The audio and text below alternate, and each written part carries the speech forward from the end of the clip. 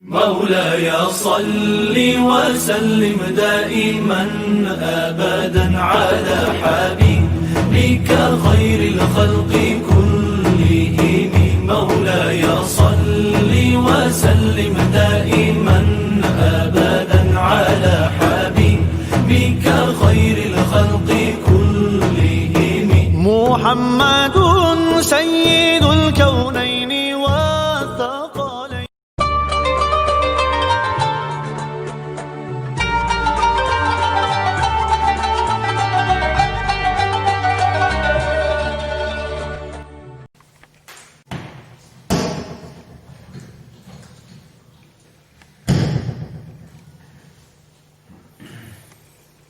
Alhamdulillahirabbil alamin wa bihi nasta'inu ala umuri dunya waddin. Asyhadu an la ilaha illallah wahdahu la syarika lah wa asyhadu anna Muhammadan abduhu wa rasuluh alladzi la nabiyya ba'dah.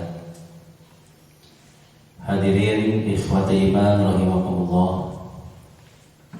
Alhamdulillah pada pagi hari ini kita masih diberikan kesempatan oleh Allah Subhanahu wa Ta'ala dalam situasi dan kondisi mungkin belum stabil seperti waktu-waktu yang sebelumnya. Bapak-bapak, ibu-ibu datang ke masjid berjamaah harus pakai masker, harus bawa sajadah. Ini berbeda dengan waktu-waktu yang sebelumnya. Jadi walaupun dalam situasi seperti ini kita tetap masih bisa konsisten untuk datang ke masjid, yang mana mudah-mudahan ini menjadi wasilah kita mendapatkan keridhaan Allah Subhanahu wa Ta'ala. Maka di saat Allah telah meridhoi kita, memberikan bantuannya kepada kita, sehingga COVID-19 ini betul-betul ditarik oleh Allah Subhanahu wa Ta'ala. Hadirin ikhwati iman rahimakumullah. Sebetulnya saya jadwal itu Ahad pertama Pak ya. Tapi karena kita itu tidak bertemu beberapa lama, diliburkan bukan oleh waktu, tapi diliburkan oleh situasi dan kondisi. Makanya sebagai bentuk silaturahim di Ahad ketiga ini saya menyempatkan diri untuk bisa hadir bersilaturahim dengan bapak-bapak dan ibu-ibu jamaah Masjid Al-Dzikra. Jadi kalau nanti yang pertama ketemu lagi jangan kaget. Kamari katilu ayat, semuanya kahiji ayat doi. Nah, kajian kita pada hari ini kita akan sama-sama bermuhasabah, mengevaluasi diri. Walaupun Ramadan sudah hampir 1 bulan meninggalkan kita, bukan kita meninggalkan Ramadan, tapi Ramadan 1441 ini telah meninggalkan kita. Sekarang kita hampir masuk pada bulan Dzulqa'dah. Udah masuk sekarang Pak ya? Belum ya. Sebentar lagi kita masuk pada bulan Dzulqa'dah, kemudian bulan Dzulhijjah, lebaran lah gitu. Nah, ini perlu kita mengevaluasi firman Allah Subhanahu wa Ta'ala yang termaktub dalam surat Al-Baqarah ayat 188. Allah Subhanahu wa Ta'ala telah berfirman, A'udzu billahi minasyaitonir rajim, wa la ta'kulu amwalakum bainakum bil batil. Wa la ta'kulu, dan janganlah kalian itu memakan amwalakum, harta-harta kalian, bainakum, di antara kalian, bil batili, dengan cara yang batil. Untuk lebih lengkapnya nanti bisa dibuka di surat Al-Baqarah ayat 188. Pada ungkapan ayat ini Allah itu menyebutkan dengan kalimat wala ta'kulu amwalakum bainakum. Sampai ungkapan itu disebutnya beberapa kali. Yang keduanya ada kalimat ta'kulu, artinya ini ada mukhatab, yaitu ada orang yang diajak bicara. Tetapi di sini belum jelas siapa yang dimaksud oleh Allah. Jadi wala ta'kulu, dan janganlah kalian memakan. Ini siapa yang dimaksud? Apakah ini menunjukkan kepada umumnya manusia atau siapa? Maka untuk mengetahui kalimat wala ta'kulu amwalakum bainakum bil batil, maka kita harus membaca pada ayat yang sebelumnya. Ternyata kalau kita membaca ayat yang sebelumnya, kalimat ta'kulu ini jelas ditujukannya kepada orang-orang yang beriman, karena awalnya Allah itu memanggil dengan kalimat ya ayyuhalladzina amanu kutiba alaikumusiyam. Ini jelas bentuk panggilannya, bentuk mukhatabnya yang diajak bicara oleh Allah. Sudah jelas siapa yang diperintah untuk melaksanakan ibadah saum itu, yaitu amanu, orang-orang yang beriman. Nah, untuk itu ya ayyuhalladzina amanu kutiba alaikumusiyam. Kemudian di ayat ke-188-nya itu ada kalimat wala ta'kulu. Jadi diawali dengan wala kesana. Wa ini berarti menyambung pada ayat yang sebelumnya. Jadi kalau begitu wala ta'kulu amwalakum bainakum bil batili, yang diharapkan oleh Allah memakan harta dengan cara yang batil itu adalah ya ayyuhalladzina amanu, yaitu wahai orang-orang yang beriman. Jadi mafhum mukhalafahnya, kalau orang yang tidak beriman boleh memakan harta dengan cara yang batil. Begitu Pak ya? Udah saya masalah tidak iman, jadi kalau begitu bolehnya tenang. Jadi kalau ada orang non muslim memakan harta dengan cara yang batil, haram tidak? Tidak. Dan yang diharamkan orang yang beriman. Gitu. Nah kalau begitu masalah non kafir, iya silakan saja, cuman sudah durhaka dengan kekafiran.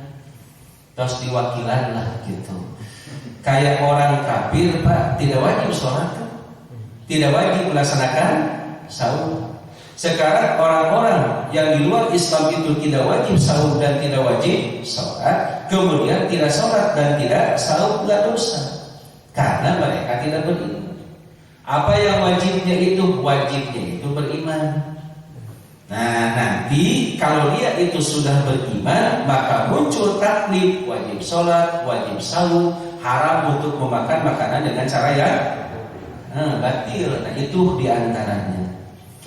Nah kenapa Allah sampai mencantumkan surat Al-Baqarah 188 ini setelah menerangkan bab saum? Ternyata kalau kita memperhatikan urusan masalah harta ataupun makanan itu diharamkan oleh Allah, kita itu dididik selama 1 bulan. 1441 Hijriah ini melaksanakan saum kita sampai 30 hari kemarin. Gitu. Nah apa bentuk didikannya?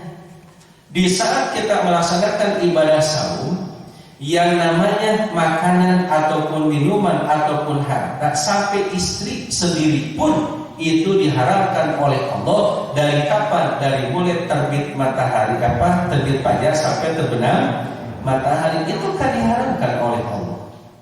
Lihat di 187-nya Pak, itu menerangkan tentang perkara-perkara yang membatalkan saum. Jadi ada kalimat uhilla lakum laylatas siyam, yang dihalalkan oleh kalian itu pada malam saum atau bulan Ramadan, halal bagi bagi kalian makanan, minuman dan istri-istri kalian. Tetapi di siang hari maka makanan dan minuman serta istri itu sampai diharamkan oleh Allah. Bisa dibayangkan bapak-bapak, ibu-ibu, makanan, minuman itu milik kita, tapi waktu siang haram. Istri bapak pun itu milik bapak, siang hari pun halal. Haram. Kenapa haram? Tapi justru kita sampai mengambil suatu ringkasan, milik kita saja itu diharamkan, apalagi milik orang lain. Makanan, minuman milik orang lain diharamkan, istri orang lain diharamkan. Itu kan. Jadi istri milik orang lain kalau malam hari anggar haram gitu kan, banyak makanan minuman milik orang lain malam hari anggar haram gitu. Berarti ini memberikan pendidikan kepada kita. Ternyata yang namanya saum Ramadan itu betul-betul mendidik kita bagaimana caranya kita mendapatkan makanan dengan cara yang halal dan memakan juga makanan yang milik kita, yaitu makanan yang halal. Jadi kalau kita melihat dari ungkapan ayat ini, sebetulnya ini bentuk bukan makanan, tapi cara mendapatkan makanan atau mendapatkan harta. Kan kalau haram itu ada dua mungkin Pak kaitannya. Ada haram kaitan dengan zatnya, jadi zat makanannya. Ada juga yang disebut dengan haram itu berkaitan dengan caranya, begitu. Nah kalau nanti kedua-duanya ini haram, maka tetap kesimpulannya jadi haram. Kayak zatnya haram, caranya halal, maka hasilnya pun haram. Caranya halal, zatnya halal, maka hasilnya pun jadi haram. Tetap gitu. Jadi yang namanya makanan itu, harta itu, caranya harus halal, maka zatnya pun halal. Ada orang Pak membeli tiren ayam yang mati kemarin, biasanya itu lebih murah. Jadi kalau beli tiren biasanya lebih murah. Ayam itu sudah jelas hukumnya haram. Kenapa? Al-maitatu sudah masuk pada kategori bangkai. Makanya hati-hati kalau yang disebut dengan makan daging ayam itu disembelih pun itu belum tentu jadi halal.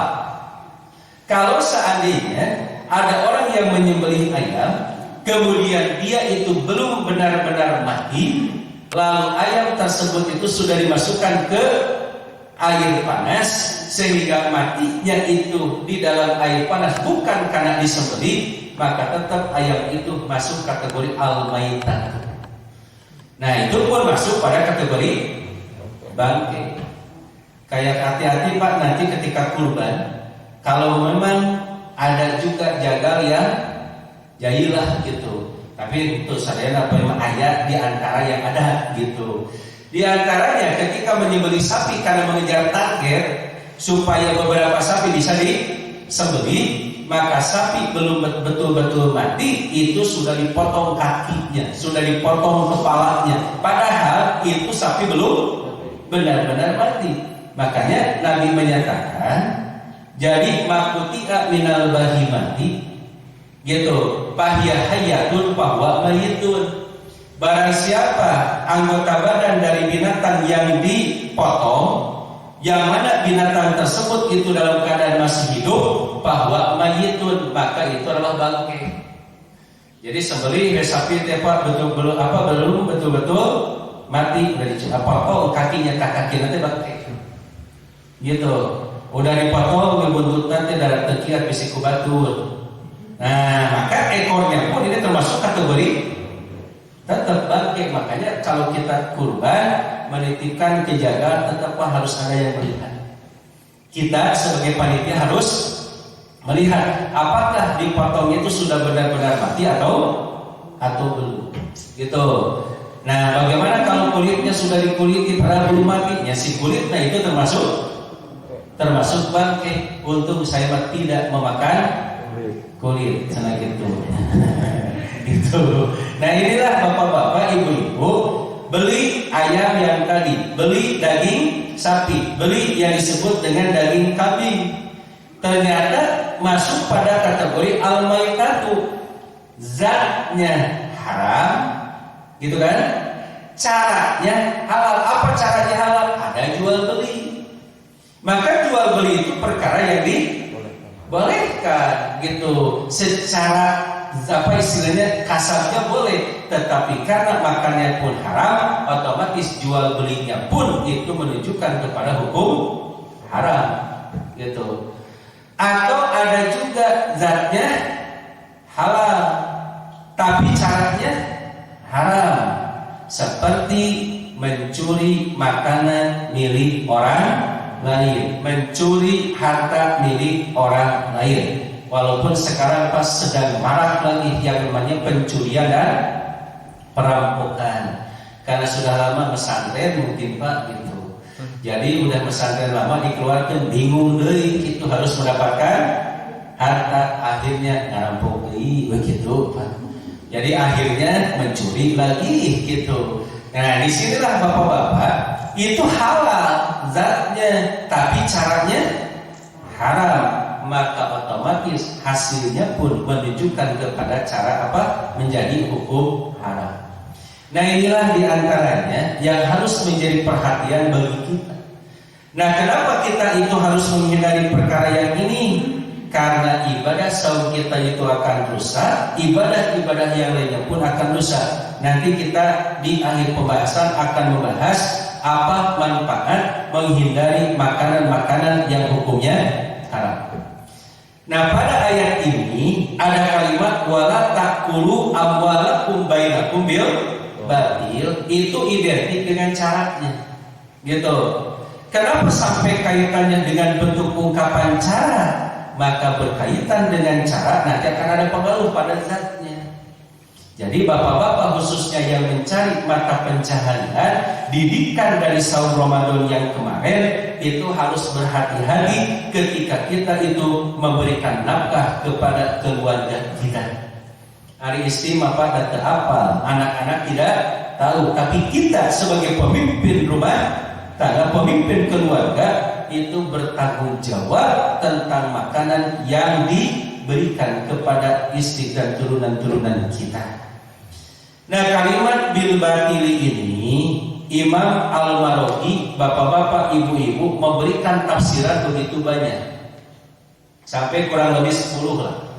Untuk lebih jelasnya nanti bisa dibuka dan di sana ada terjemahan kitab Al-Marogi. Sekarang mah sudah ada terjemahnya. Tinggal syaratnya satu punya, harus membeli gitu ya. Udah dibeli kemudian baca, jangan dijadikan hiasan lemari. Yaitu yang membeli tafsir Al-Marogi kayak pantak 30 buku simpen di lemari, tiap lebaran ini bersihkan. Yaitu darah dibaca.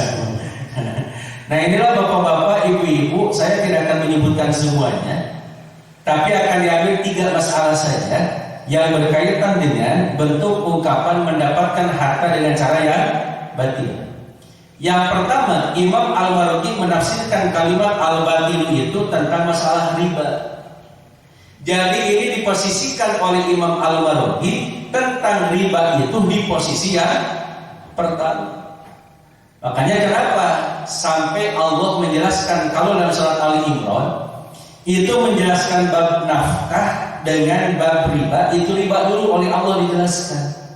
Itu dari mulai ayat 130 sampai Allah menjelaskan dengan kalimat ya ayyuhalladzina amanu la ta'kulur riba adha'afan mudha'afah. Wahai orang-orang yang beriman, janganlah kalian itu memakan riba. Kemudian di ayat 133-nya atau 134 menjelaskan tentang alladzina yunfikuna fis-sarra'i wad-dharra'i, orang-orang yang selalu berinfak dalam keadaan senang, dalam keadaan susah. Jadi sampai digandengkan oleh Allah antara riba dengan infak. Untuk apa? Untuk memberikan penjelasan bahwa lebih baik kita itu infak daripada riba. Kenapa? Riba itu merugikan kedua belah pihak. Merugikan orang yang diberi pinjaman dan merugikan orang yang meminjam. Sehingga ada orang yang mengatakan, kan dalam hadisnya sana apa dalam ayatnya la ta'kulur riba, janganlah kalian memakan riba. Jadi yang dosa itu adalah yang memakan. Saya minjem tidak memakan, misalnya gitu. Jadi nudoraka mah anu nambutkeun misalnya gitu. Ayo nambut mah tidoraka. Kan kalau berdasarkan mereka benar kan ya? Contoh, saya meminjamkan uang ke si A 1 juta. Lalu saya menetapkan nanti Bapak kembalikan ke saya 10%. Berarti si Bapak itu harus mengembalikannya 1.100.000. Nah, udah waktunya saya bayar. Apa orang tersebut bayar ke saya? 1.100.000. 100, maka 100.000-nya ini termasuk kategori riba. Nah, yang memakan 100.000 ini siapa? Saya. Berarti orang yang meminjam tidak memakan, tapi yang memakan itu yang meminjamkan. Kalau melihat dari konteks ayat seperti itu. Tapi bantuan ku hadis itu. Di dalam hadis Rasulullah SAW menyatakan berkaitan dengan riba itu sama dosanya seperti apa? Orang yang meminjamkan, orang yang meminjam, orang yang menulis, orang yang menjadi saksi, orang yang menunjukkan, pokoknya yang berkaitan dengan riba itu, maka semuanya kebagian dosa. Yang ringan begini, Bu, Pak. Ada ibu-ibu mau pinjam uang, gitu. Kemudian datang ke si ibu A. Bu, barangkali ibu tahu siapa ibu-ibu yang suka meminjamkan uang. Kata si A, ada tuh si ibu di blok ini, gitu. Nomor rumahnya sekian. Dia itu suka meminjamkan uang. Udah saja si A itu seperti itu. Datanglah si ibu ini ke orang yang suka meminjamkan uang yang ada riba, gitu. Maka si A kebagian dosanya walaupun dia tidak mendapatkan uang sepeser pun dari orang yang minta ditunjukkan di mana ibu yang suka meminjamkan uang. Ruginya Bu dosa ya kebagian itu. Ayo kita mah kebagian udah mending. Nah ini diantaranya Pak, padahal sekedar menunjukkan, gitu. Nah, makanya untuk itu ketika kita sudah masuk Pak pada perkara riba, ini Pak harus hati-hati. Nah, sekarang ada orang yang bilang begini, Ustaz, sekarang saya punya hutang. Nah, yang ada ribanya tapi belum lunas. Apa solusinya? Saya menjawab, bayar. Nah, saya gitu Pak solusinya. Jadi agar karena itu hutang tetap harus dibayar karena dia sebelumnya tidak tahu sudah masuk ke ranah itu. Jadi jangan beri karena riba mau dibayar. Tekaji Pak. Dengan tidak membayar, biarin Pak kalau yang sudah. Jadi ketika kita sudah meminjam uang ternyata di dalamnya itu ada ribanya, maka bapak-bapak, ibu-ibu lunasi dulu. Nanti sudah lunas pinjam lagi. Sudah terkeren gitu. Jadi inilah Pak Ibu yang disebut dengan riba. Kayak ginilah, saya butuh mobil Pak, gitu, atau Bapak butuh mobil. Karena mobil ini sudah jadul, judulnya jadul. Masih bagus mobil mah cuman gengsi. Kalau keundangan parkir, orang lain mah mewah. Kalau kita jadul tuh diisi. Akhirnya dia itu pinjam uang untuk membeli mobil yang baru. Nah, pinjam uang untuk membeli mobil yang baru di sini ada bunganya. Maka inilah yang disebut dengan riba. Gitu. Nah, bagaimana kalau seandainya terpaksa? Nah, nanti ad-daruroh ada madorot. Ad-daruroh tutubihul madorot, bahwa madorot itu membolehkan apa yang dilarang. Nah, cuman masalahnya ukuran madorotnya sampai di mana? Punya mobil jadul Pak, jag-jag kene mobil teh ngan kerokok kumpul menlah gitu. Betul teh sakedik gitu. Kemudian dia itu pengen mobil yang baru, lalu pinjam uang dengan dalih madorot. Betul tidak itu madorot? Ini mah tidak masuk kategori madorot. Ini mah karena terikuti oleh sifat gengsi yang ada dalam diri kita. Gengsi mah madorot. Gitu, makanya Bapak Ibu harus bisa mengukur mana yang disebut dengan madorot, mana yang disebut dengan tidak madorot. Yang tahu itu siapa? Yaitu diri kita, bahwa kita itu sekarang dalam keadaan terpaksa. Nah ini Bapak Ibu, didikan Ramadan itu sampai ke sana. Makanya yang paling bagus Bapak ada jamaah atau ada rekan, saya beli mobil silakan, sok saya pamayarkeun gitu. Cicil ke abdi gitu. Aya lampungan toh atuh. Kenapa? Ketika kita membantu saudara kita yang membutuhkan bantuan kita, Pak, walaupun dia tidak memberikan kelebihan dan kita tidak menetapkan kelebihan, maka para bapak dan para ibu, insya Allah harta kita makin barokah. Gitu. Kecuali begini Pak, bapak meminjamkan uang ke si A, tidak punya harapan apa-apa, nulungan iya mah. Nomor atas ada 2 juta sasasi. Oh ya Pak, buat apa? Buat ini. Sok silakan. 2 juta. Gitu. Ketika dia mengembalikan, maka dia itu mengembalikan 2 juta. Lalu ujungnya mengatakan, Pak, ini kebaikan saya buat bapak ada 100.000. Terima aja Bu. Terima Bu ini. Kenapa? Karena bukan kita yang menetapkan, tapi orang itu yang memberi kepada kita. Bulan depannya pinjam lagi 4 juta, jauh kabayangnya 200.000 Pak. Nah ini yang bahaya. Kemarin saja 2.100.000 berarti 4 juta jadi. Nah, ayah nama ayah dibahas. Jadi kenapa? Karena sudah ada maksud di dalam dirinya. Tak apa ujian anu berat. Kenapa saya menyatakan kesimpulannya seperti diperbolehkan? Karena Nabi melakukan itu. Nabi pinjam kambing yang kurus kan bayar. Gitu. Kemudian ketika Nabi membayar, maka Nabi membayar dengan kambing yang gemuk. Jelas Pak, yang kurus dengan yang gemuk itu beda harganya. Nah jadi kalau orang yang meminjam itu yang hidanglah gitu bedanya. Sebagai bentuk sholako itu tidak masuk pada kategori riba yang dilarang. Gitu. Cuman tetap tidak boleh berharap. Itu aja. Jadi yang disebut dengan ukuran riba ini usahakan Pak hindari oleh kita. Bukan usahakan, memang harus dihindari. Karena dosa riba itu yaitu lebih berat dosanya ketimbang berzina dengan ibunya sendiri. Jadi seorang anak berzina dengan ibunya itu dosa besar kan? Nah maka dosa riba itu lebih berat, lebih besar dibandingkan dengan seorang anak yang zina dengan ibunya. Nah makanya wajar kalau Imam Al-Marwazi memberikan kalimat bahwa al-batilu yang disebut dengan al-batil itu termasuk kategori riba. Gitu ya. Kayaknya alhamdulillah sekarang Pak di perumahan-perumahan sudah ditulis ya. Jadi dilarang bank keliling, bank emo, bank naon tadi gitu. Tidak boleh masuk ke daerah ini. Kalau benar-benar diketahui masuk, maka akan dilaporkan ke pihak yang berwajib. Gitu Pak. Jadi sudah ada itu kesadaran lah di kalangan umat Islam untuk menghindarkan dirinya dari yang namanya riba. Kemudian yang kedua yang disampaikan oleh Imam Al-Marwazi itu ar-rishwatu. Rishwah itu Pak artinya menyuap.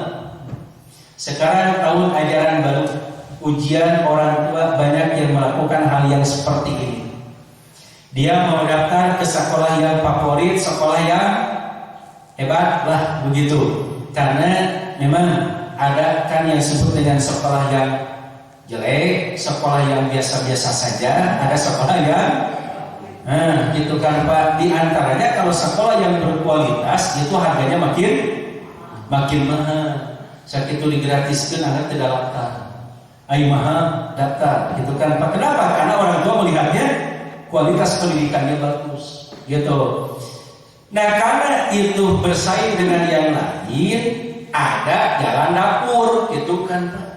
Kayak bahaya nama jalan dapur. Nah, kenapa jalan dapur? Karena lebihnya untuk ke dapur. Gitu. Di sini sudah jelas Pak ada rishwah. Di sini ada yang disebut dengan menyuap. So kalau jalur resminya harganya sekian juta, kalau jalur belakang sekian juta. Nah lebihnya ini yang harus dipertanyakan. Jangan disamakan kayak riba tadi. Dan saya tidak memakan hasil suap. Karena Nabi sudah menyatakan ar-roshi wal murtashi finnar, yang menyuap dan yang disuap jaminannya adalah neraka. Jadi tetap yang namanya suap menyuap itu hukumnya haram. Jadi baik kaitan dengan pendidikan, baik kaitan dengan jabatan. Kayak contoh, walaupun di kitab tidak ada, ingin mendapatkan predikat jadi PNS, mendapatkan gelar atau dia pekerjaan menjadi PNS apa? pekerja. Nah, gitulah. Pekerja negeri sipil aja, gitu. Dia ingin menjadi PNS, bisa jadi PNS harus arrosi, melakukan satu bentuk bentuk menyuap. Kalau awalnya Pak sudah menyuap, maka harta yang kita dapatkan itu seumur-umur tidak suapan. Gitu. Kenapa? Karena awalnya dia masuk dengan cara yang haram, maka hasilnya pun itu terus menjadi haram. Nah ini Pak, jadi kalau ingin punya jabatan apa-apa lah, udah aja perlihatkan prestasi, dah nama senang prestasi oke maju-maju tenanawan Pak, daripada kita terjerumus pada perkara yang hukumnya haram. Ini kan arrosi wal murtashi.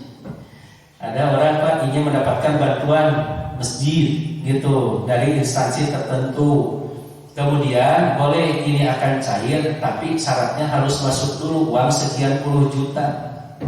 Jadi kumaha ke masjid tapi harus masuk dulu uang 10 atau sekian puluh juta. Kalau dia bilang saya usah kemana belum tahu Pak, yang akan kita bangun itu adalah masjid untuk melaksanakan ibadah. Jangan sampai masjid itu dibangun dari harta hasil dengan cara menjual. Eta mah sanes nyogok tapi panggeueur. Nya kumaha jadi ieu mah sanes nyogok tapi panggeueur cenah kitu. Meh kambelas ngatos ini harus masuk dulu, harus dipancing dulu. Pak alasan mau gitu gitu. Kecuali kalau kita Bapak mau jadi PNS, udah jadi. Lalu Bapak ngasih uang biasa, jadi masalah, sama hadiah masuk. Kita dapat dibantu oleh seseorang sehingga uang tersebut sudah cair, alhamdulillah sudah cair. Kemudian panitia ingin memberikan uang kadidah ke orang itu, nggak jadi masalah Pak, hadiah sama ima belum cair udah. Oh, itu kan ini yang jadi masalah gitu. Jadi arrosi wal murtashi pinar, yang menyuap dan yang disuap tetap karena neraka gitu Ini diantaranya yang harus menjadi perhatian al-batilu, masuk pada kategori perkara yang batil.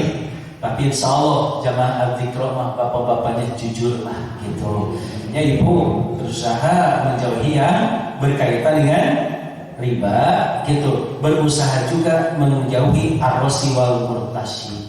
Lalu yang ketiganya yang berkaitan dengan masalah al-batilu itu adalah tentang zakat.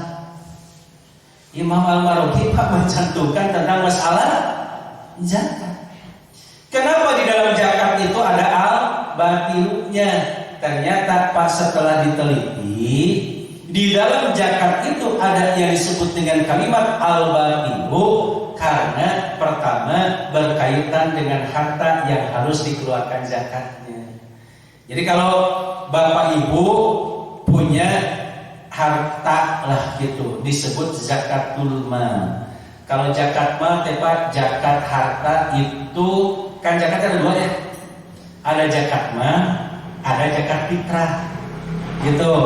Kalau zakat fitrah ini dikeluarkannya 1 tahun sekali. Pas kemarin saja Idul Fitri, itu kan kita mengeluarkan zakat fitrah. Tetapi kalau zakat mal ini pun sama, ada zakat mal yang dikeluarkannya 1 tahun sekali. Nanti zakat mal itu Pak dirinci lagi oleh Nabi. Jadi kita tidak bisa merinci sendiri. Nabi itu menerangkan zakat mal itu apa? Dari binatang apa saja yang dikeluarkan zakatnya, dari tumbuhan apa saja dikeluarkan zakatnya, gitu. Kemudian dari jual beli, dari emas dan perak pun terbagi dua. Ada emas perak jadi perhiasan, ada emas perak yang dijadikan simpanan. Nah, emas dan perak yang dijadikan simpanan ini dijadikan ukuran. Karena emas dan perak, dirham dan dinar itu dipakai juga untuk menjadikan alat jual beli di kita berupa uang, gitu. Nah, emas perak yang dijadikan perhiasan ini mah tidak ada nisab, Gitu Pak. Berapapun ukurannya emas dan perak itu, sebelum dipakai oleh ibu-ibu wajib dikeluarkan dulu zakatnya. Karena wajib mengeluarkan zakat perhiasan Bapak bukan karena membeli, tapi memakai. Gitu. Kayak ibu pinjam ke adik ibu emas untuk keundangan, apa wajib zakat. Iya, karena kaitannya memakai. Jadi itu Bapak cukup satu kali. Jadi kita namanya karanya kita kudu zakat, akan melihat tos gitu. Tong adianku kuda berumbunya. Adianku kuda berum dibungar ku barang batur. Gagal padahal batur gitu. Ninu kita gitu punya. Nah ini Pak, satu kali cukup 1 gram emas mau dipakai, keluarkan zakatnya. Udah itu tidak usah zakat lagi. Gitu aja. Kalau zakat emas atau perak, Bapak memberikan ibu emas, gitu kan ya? Maka sebab ibu tos itu Bapak sakan pernah dipambayarkan zakat. Nah itu Pak lebih aman. Ada anak atau Bapak punya seorang putri kemudian dilamar oleh seseorang, itu kan biasanya suka ngasih emas, gitu ya? Atau ada yang memberikan mas kawin. Kalau kayak pernikahan sekarang Pak, itu lebih murah sekarang itu ya. Kalau Bapak mau nikah ya nikah lagi, mau menikahkan, gitu. Sekali lagi Bu, menikahkan. Itu kalau sekarang itu lebih irit. Sekarang itu tamunya maksimalnya 50 orang. 50 orang. Kan kalau hari-hari biasa Bapak 500 orang. Gitu akhirnya 50 orang gampang. Jadi kalau ingin punya Bapak, punya anak itu ning akhirnya tikahkeun Pak. Itu modalnya tidak terlalu besar sekarang itu. Nah, ngasih mas kawin atau ketika melamar kasih emas, tanya dulu sebelum dipakai oleh anak Bapak dan Ibu. Kira si laki-laki ini sudah dikeluarkan zakatnya belum? Oh ternyata belum, udah jangan dulu dipakai. Gitu. Kalau sudah dikeluarkan zakatnya baru dipakai. Di zaman Nabi ada salah seorang perempuan membawa anaknya diberikan cincin dari emas. Nabi bertanya, apakah sudah dikeluarkan zakatnya ini? Belum ya Rasulullah. Apakah kamu mau nanti emas ini digantikan oleh Allah dengan api neraka? Gitu. Jadi ibu-ibu yang belum dikeluarkan zakatnya, enggak zakatnya. Gitu. Nah, ini Pak zakat sudah jelas kan? Kemudian ada zakat uang yang disimpan. Nah ini Pak disebut zakat harta yang berupa uang. Bapak, ibu nyimpen uang di rumah atau di mana lah 100 juta. Ketika uang itu sudah 100 juta, keluarkan zakatnya 2,5% RKT tiap tahun. Dengan catatan harta yang tidak bergerak. Jadi harta yang tidak bergerak, simpan harta tidak bergerak dia 100 juta selama 1 tahun, maka keluarkan zakatnya. Abi kemana mungkin 100 nak 100 juta wajib zakat gitu. Ukuran kalau sekarang Pak melihat harga emas sekarang kurang lebih lah 45 juta, itu pun sudah wajib dikeluarkan zakatnya 1 tahun sekali. Komo emas batangan dia, Bapak Ibu nyimpan emas batangan, contohnya nyimpan ke 10 kilo. Atau ngahayal mau itu. Ngahayal tong sa kedipling cing sih dari ngahayal. Ya 10 kilo Pak. Maka emas ini yang 10 kilo Pak wajib dikeluarkan zakatnya 1 tahun sekali. Allah senang atau saya zakatnya ya. Nah kena 2,5%. Kemudian tidak dikeluarkan zakatnya, maka inilah al-batilu. Berarti kita sudah memakan harta milik mustahil, dan itu termasuk al-batilu. Itulah bapak-bapak, ibu-ibu, kenapa Imam Al-Marwazi menyebutkan berkaitan dengan zakat. Yang keduanya bab zakat itu kita bukan mustahil zakat tapi menerima zakat. Itu al-batilu masuknya. Kan mustahil zakat Pak ada 8 ya, kecuali 1 udah hilang, yaitu hamba saya. Nah berkait atau mereka kan hamba saya, karena hamba saya sudah tidak ada, berarti tinggal 7. Dari mustahil zakat ini lalu kita menerima zakat, maka di saat kita menerima zakat masuk pada pos yang mana? Nah, kalau orang kaya Pak boleh menerima zakat? Boleh, kalau jadi amilin. Gitu. Jadi orang kaya boleh menerima zakat? Boleh, kalau dia itu menjadi amil. Jadi masuknya pada kategori amil zakat. Ada orang kaya di perjalanan kehabisan bekal kan jadi miskin. Gitu. Maka orang kaya ini di rumahnya betul dia itu kaya, tetapi di perjalanan dalam keadaan kekurangan disebut ibnu sabil. Yaitu ibnu sabil anak jalanan. Maka boleh dia menerima zakat? Silahkan Pak, dia menerima zakat. Jadi di saat dia menerima zakat itu mustahiknya yang mana? Ternyata kita menerima zakat itu tilu Pak, miskin itu, fakir tidak, amil bukan, ibnu sabil bukan, mu'alaf bukan.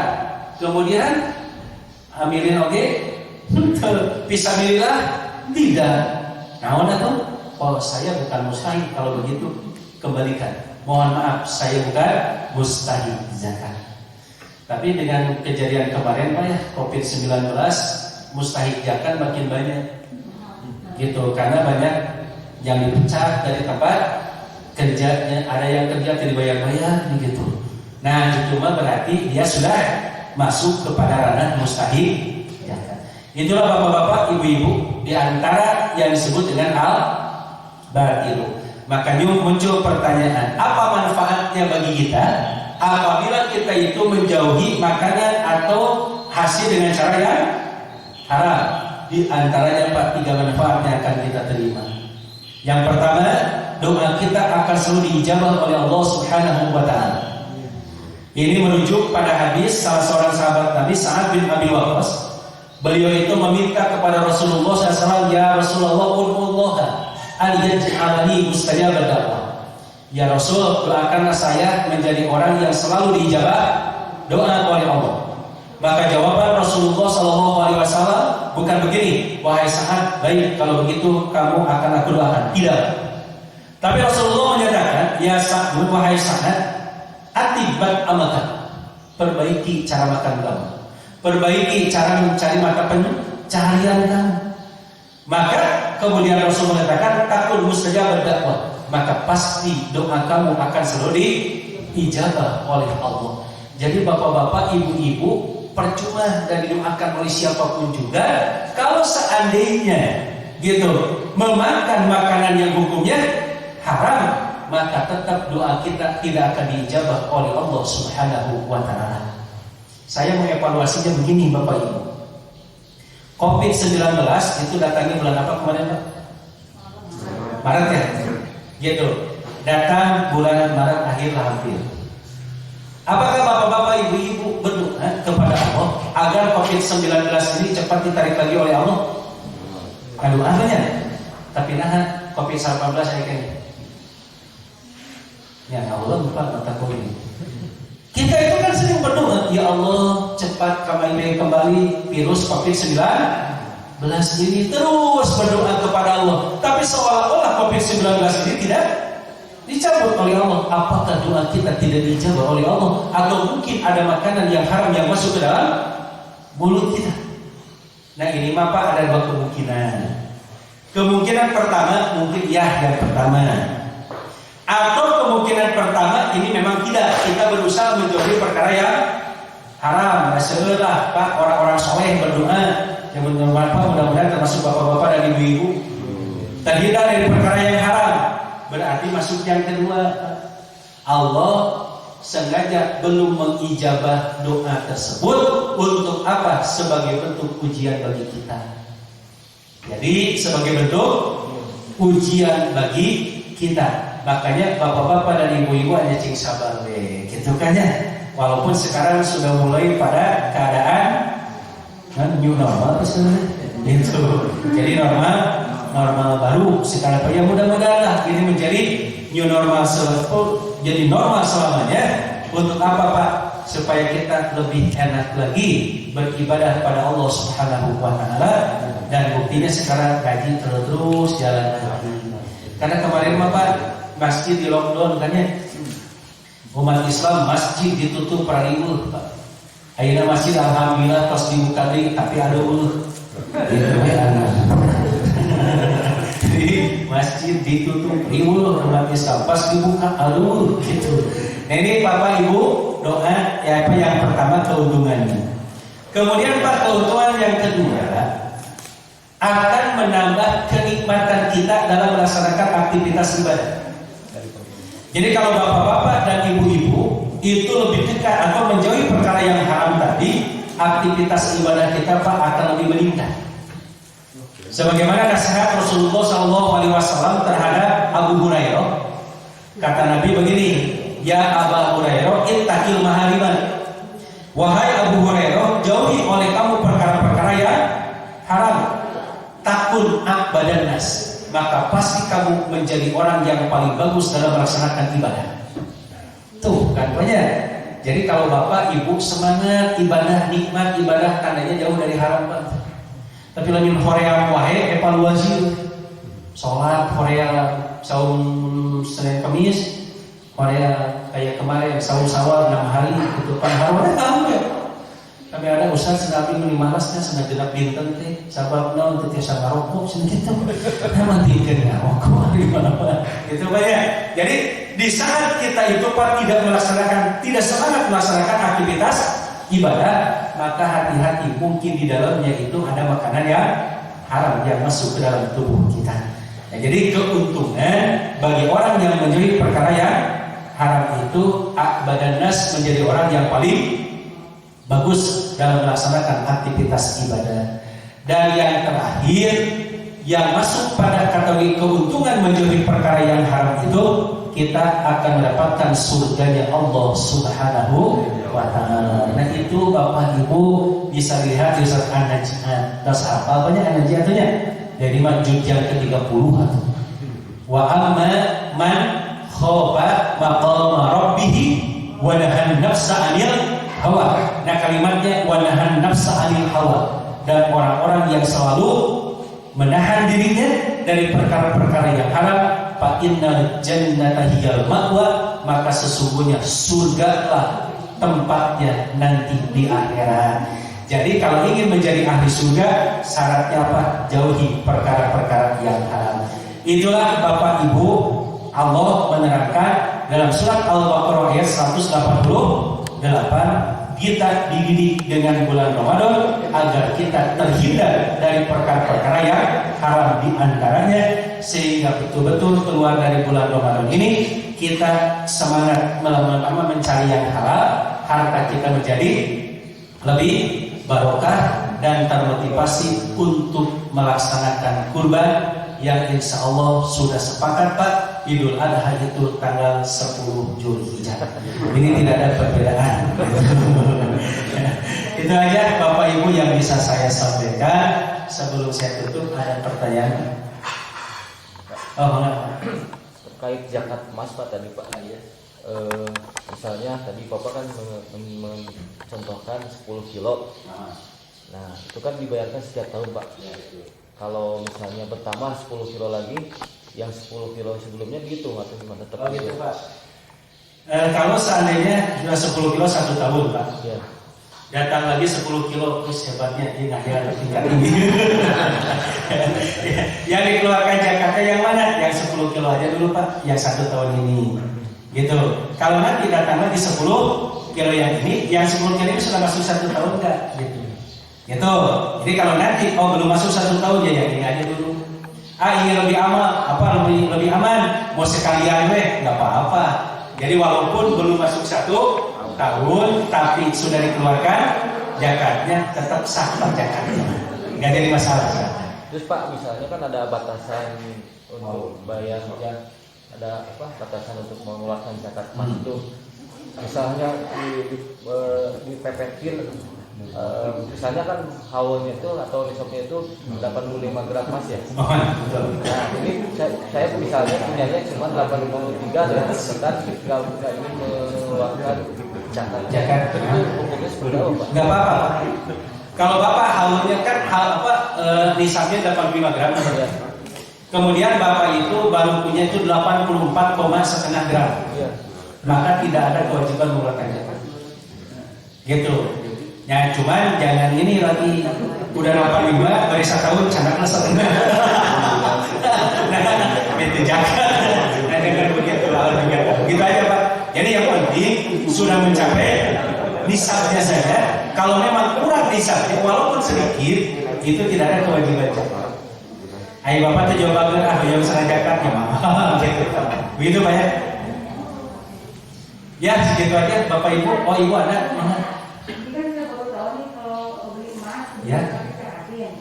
Nah, itu kalau udah dipakai berarti sudah nyusul zakatnya. Oh iya nyusul Nah, mungkin Ibu muncul pertanyaan begini. Ibu beli emas tahun 2000. Gitu. Harga emas Ibu dulu itu tahun 2000, beda kan harga emas dengan tahun 2020. Sekarang Ibu belum mengeluarkan zakatnya. Mana yang dikeluarkan zakatnya pun harga kapungkurnya mesinnya sama. Itu kan harga belinya dulu berapa? Bukan harga sekarang karena kita belinya ya dulu. Tapi kalau ingin lebih besar pahalanya no ayeuna mah gitu. Oh dulu itu saya baru harga 300.000 contohnya 1 gramnya. Oh berarti dikeluarkan zakatnya harga 300.000. Ingin lebih besar pahalanya no ayeuna mah 500. Nah, gitu silakan. Apa? 2,5% sama. Gitu maka Bu kalkulasi lagi berapa emas perhiasan yang dimiliki, kemudian belum dikeluarkan zakatnya, cepat keluarkan zakatnya sekarang. Gitu ya. Gitu Bapak Ibu, cekatnya. Segitu saja yang bisa disampaikan. Insya Allah Ahad pertamanya kita bisa dipertemukan kembali. Saya tetap Pak Ibu, kajian saya kajian fikih, walaupun hari ini pun kajian fikih, tapi kajian fikih muamalah hari ini. Pokoknya mah bab fikih lah. Jadi karena diberi judulnya bab fikih, jadi fikih mah banyak Pak. Bisa fikih ibadah, bisa fikih munakaha, bisa fikih muamalah, bisa fikih siasat lega. Karena Pak Ade nyuruh saya membahas bab fikih gitu. Itu aja Pak Ibu yang bisa saya sampaikan. Mohon maaf kalau ada kata-kata yang kurang berkenan. Rabbana atina fid dunya hasanah wa fil akhirati hasanah wa qina azabannar. Wassalamualaikum warahmatullahi wabarakatuh.